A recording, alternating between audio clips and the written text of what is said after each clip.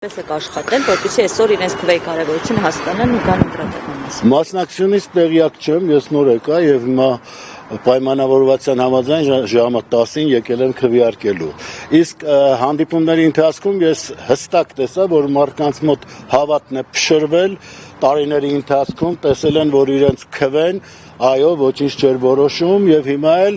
այդ նույն տեմպի տակ են մնացել, բայց ես կարծում եմ, որ պիտի սթափվենք, պիտի կարողանանք հասկանալ, որ մեր ձայնի իրավունքը պաշտպանելու ենք, մենք պիտի մասնակիցը լինենք մեր երկրի ընթացքի, հակառակ դեպքում ուրիշներն են որոշելու մեր երկրի եւ մեր ճակատագիրը։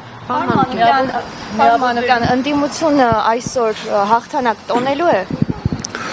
Որքան են շանսերը ընդդիմության։ Ընդդիմությունը հաղթանակ որպես այդպեսին ես տեսա ընտրապայքարի ընթացքում, որ մարդիկ արդեն կարողացել են այդ թմբիրից ձերբազատվել, հասկացել են, որ ազգ ու երկիր է վերանում, այս իմաստով հաղթանակը կա։ Մնում է, ասենք, եթե վավերացվում է, այսինքն քվեների տեսքով, ուրեմն այո, այդ հաղթանակը կլինի նաև այդպես։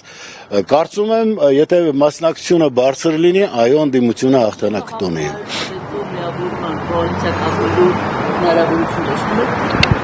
Բնականաբար, Արգելի Հայկուշ, իհարկե տեսնում եմ, եթե մենք չմիավորվենք,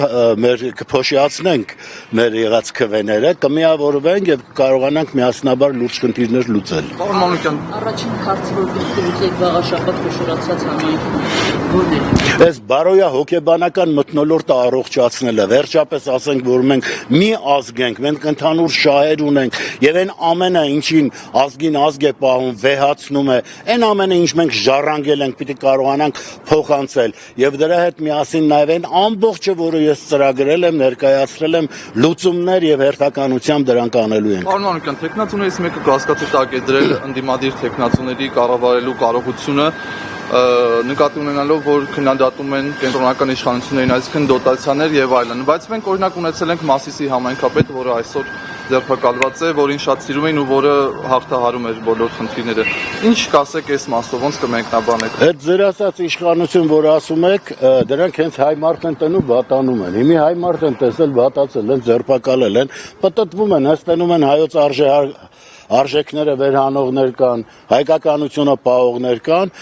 մտածում են ինչպես ձևը գտնեն, կալանավորեն, ինչպես անվանարկեն, ինչպես կարողանան բարոյազրկեն, տեսնում եք, չէ՞ ինչ է կատարվում հոգևորականների հանդեպ, ինչպես են գլուխները խոթել սեռասավանների մեջ եւ դուրս չեն քաշում։ Մի խոսքով, այս անբարո մթնոլորտի մեջ ենք մնացել եւ պիտի կարողանանք, ես որ ասում եմ, այդ բարոյա հոգեբանական մթնոլորտը պիտի առողջացնենք, նաեւ դրանք նկատի ունեմ։